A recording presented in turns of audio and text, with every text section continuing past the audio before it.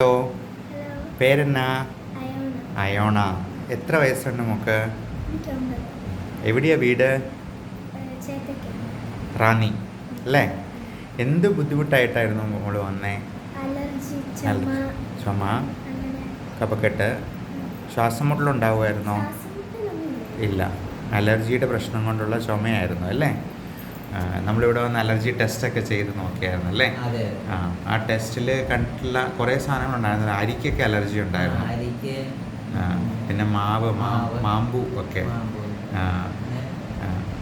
ഇപ്പം ഇവിടെ വന്ന് അതിൻ്റെ മരുന്ന് എടുത്ത് അതിൻ്റെ ഇഞ്ചക്ഷനും എടുത്തായിരുന്നല്ലോ അല്ലേ? ഇപ്പം എങ്ങനെയുണ്ട്? IG ലെവല് ഒത്തിരി കൂടുതലായിരുന്നു. 1129 ഉണ്ടായിരുന്നു. IG സാധാരണ 100-ൽ താഴെയാണ് ഉണ്ടാവേണ്ടത്. മോളുടെ അത് ഒത്തിരി കൂടുതലായിരുന്നു.